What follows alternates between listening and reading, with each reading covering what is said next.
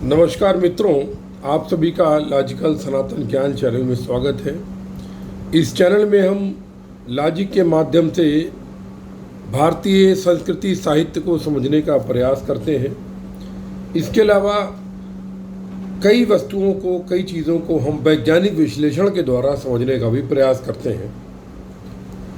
अगर आपको अच्छा लगे तो क्या बोलूँ, मैं कहना पड़ता है भाई, क्योंकि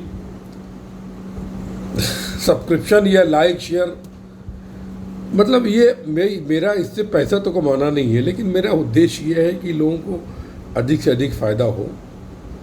क्योंकि मैंने काफ़ी बड़ी ज़िंदगी अपने आध्यात्मिक जीवन गुजारा है और वैज्ञानिक जीवन गुजारा है और इंजीनियर मतलब काफ़ी कुछ अनुभव लिया है। तो उस अनुभव का यदि समाज में इस्तेमाल हो सके तो मुझे प्रसन्नता होगी। बाकी तो ईश्वर की मर्जी है। आपको अच्छा लगे तो इसको शेयर करें, लाइक करें, सब्सक्राइब करें।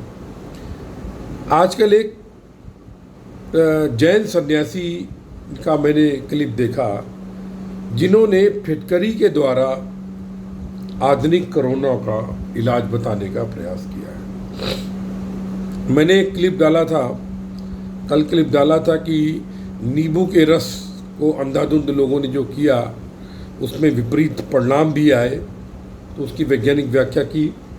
इसके पहले मैंने वीडियो डाला था जिसमें मंत्रों के माध्यम से कोरोना वायरस को किस तरह से मार सकते हैं, यज्ञ थेरेपी, थर्मल थेरेपी, ये सब बताने का प्रयास किया था। उसके वैज्ञानिक पहलू पर प्रकाश डाला था।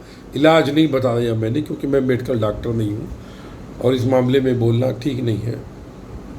तो एक बात मैं बता दूं कि मैं इंजीनियर हूं, professional MTech engineer, chemical engineer हूं, न्यूक्लियर साइंटिस्ट हूं, लेकिन एनालिसिस करने का मेरा काम रहा है।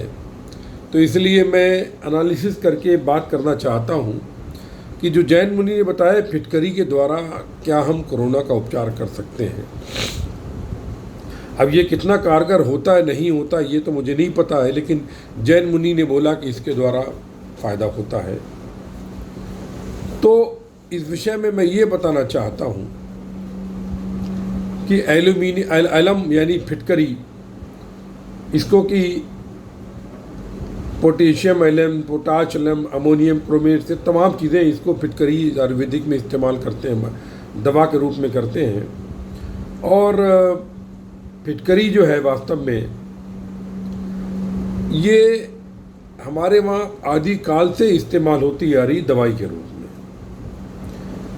और इसको हम भस्म भी बना करके इस्तेमाल करते हैं आयुर्वेदिक में। लेकिन केमिकल इंजीनियरिंग के हिसाब से अगर आप देखें तो एलम जो है ये पोटेशियम एल्यूमिनियम सल्फेट 12H2O, इसका फार्मूला सल्फेट 2 है, मतलब potassium aluminium sulphate twice 12H2O। और ये बॉइलिंग टेम्परेचर इसका 200 डिग्री सेंटीग्रेड है। ये आप देख सकते हैं वेबसाइट पर, कोई वो नहीं है। लेकिन यहाँ पर मैं व्याख्या करना चाहता हूँ कि ये यदि कोरोना में इलाज कर सकता है जैसा कि जैन मुनि ने बताया, तो इसको आप प्रिकॉशन के रूप में भी खा सकते हैं। ये निश्चित रूप से आपको नुकसान नहीं करेगा, लेकिन सीमा के अंदर। क्यों? अब ये आपको फ़ायदा कैसे कर सकता है, इसकी विषय में चर्चा करते हैं। एलम यानी फिटकरी को हम कोएगुलेंट मानते हैं। कोएगुलेंट का मतलब जो गंदगी को चिपका करके सेटल होता है। आप जैसे पानी जैसे गंदा अगर हो, उसमें आप थोड़ी बार फिटकरी को 10-15 बार 1 इंच फिटकरी डाल दें, घोल दें पानी में, तो आप देखेंगे सुबह के टाइम पूरी सेटलिंग हो जाती गंदगी की। पहले मैं मुंबई में जब आया था 80 के दशक में, तो उस टाइम पर ये सब व्यवस्था फ़िल्टर विल्टर नहीं होते थे, तो मैं पानी में रात को फिटकरी डाल करके रखता था और सुबह सेटलिंग जो हो जाती थी तो सेटलिंग निकाल देता था टंकी की, और ऊपर का पानी मैं पिया करता था फ़िल्टर करके। ये कोएगुलेंट होता है। आजकल भी वाटर ट्रीटमेंट में एल्यूमिना का इस्तेमाल करते हैं। तो ये यदि आप, जैसा कि उन्होंने बताया कि इसको आप यदि पानी में 8-10 बार घुमाएं तो ये पानी में बहुत जल्दी डिज़ॉल्व हो जाती है। कारण क्या है देखिए, इसमें पोटेशियम एल्यूमिनियम सल्फेट डबल मतलब ट्वाइस 12H2O, यानी इसके अंदर माइक्रो आयनिक साइट्स बहुत हैं, यानी पॉली इलेक्ट्रो चार्ज है इसमें, इसलिए इसमें 12H2O लगते हैं। आपने पढ़ा होगा, केमिस्ट्री नहीं पढ़ा चाहता हूँ मैं, डेल चार्ज जो हो जाते हैं ना उस तरीके से, तो इसमें डेल चार्ज बहुत अधिक है। इस कारण ये कोई भी निगेटिव हो या पॉजिटिव हो, कोई भी कोलाइडल सोल्यूशन हो या पार्टिकल हो, कुछ भी हो, उसको ये अपनी ओर आकर्षित कर सकती है, कर लेती है, कोएलेंट बनाती है, मतलब इकट्ठा कर लेती है और बाहर आ सकती है। तो अगर आपका, जैसा कि कोरोना वायरस में 98% वायरस क्या होता है, वायरस में 98% DNA 2% RNA होता है।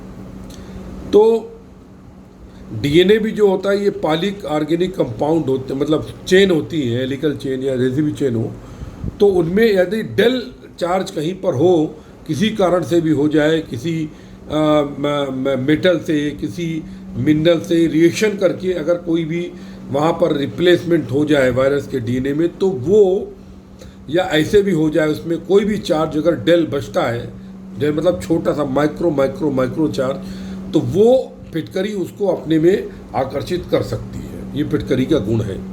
तो इसका ये हुआ कि यदि आप इसको एक तरीके से स्वस्थ रह करके भी अगर खाते हैं, प्रयोग करते हैं, तो आपको फायदा हो सकता है, ये एनालिसिस के हिसाब से। अब उनकी जो फिटकरी थेरेपी है उसके बारे में बात नहीं कर रहा हूँ, लेकिन ये थेरेपी जैसे नींबू मैंने बताया, जिनको हो केवल वही करें, क्योंकि अगर आप स्वस्थ हैं तो pH वैल्यू गिरने से आपको शरीर को नुकसान हो सकता है। और इसी रिपोर्ट आई भी बाद में, मुझे लोगों ने कटिंग भेजी, बहुत अप्रिशिएट किया मेरे क्लिप को, आप कमेंट में देख सकते हैं, आप वो जो नींबू वाला क्लिप मैंने डाला था। लेकिन इसमें वो समस्या नहीं है, आप प्रिकॉशन के लिए भी स्वस्थ होते हुए भी इसको इस्तेमाल कर सकते हैं, क्योंकि आपके शरीर में एल्यूमिनियम भी होता है। लेकिन एक बात याद रखिए, ब्रेन में जो नसें होती हैं, अगर ब्लड का लेवल 2 नैनोग्राम पर ml से अधिक एल्यूमिनियम ब्रेन की वेन्स में चला जाता है, तो आदमी को मेमोरी लॉस और मेंटल लॉस होने की संभावना रहती है। तो एल्यूमिनियम आप अधिक नहीं, लेकिन आप 1-2 टिंच एक दिन में कंज्यूम कर सकते हैं, क्योंकि aluminium is highly soluble in water, वो आपके पानी के सिस्टम के साथ बाहर निकल जाएगी। और चूंकि ये पॉली आयनिक सोल्यूशन बनाती है, इसलिए ये साथ में शरीर के अंदर जो कुछ भी अगर पॉली आयनिक चार्ज वगैरह होंगे, वो चाहे वायरस हो चाहे बैक्टीरिया, कुछ भी हो जो सब्सटेंस होगा, उसको अपनी ओर आकर्षित करके कोएगुलेंट बना के बाहर कर सकती है। तो मतलब ये जैसे उन्होंने बताया कि अभी मैं अपने मुंह से नहीं बोलूँगा, क्योंकि मैं इसमें डॉक्टरी मेडिकल टीम में नहीं, लेकिन आप कोरोना से बचने के लिए मतलब एक तरीके से जो प्रोटोकॉल्स गवर्नमेंट के वो पालन करें आप, लेकिन इसमें प्रिकॉशंस के रूप में आप जो उन्होंने बताया है, सन्यासी ने जो बताया है, जैन मुनि ने एलम ट्रीटमेंट के बारे में, वो आप ले सकते हैं।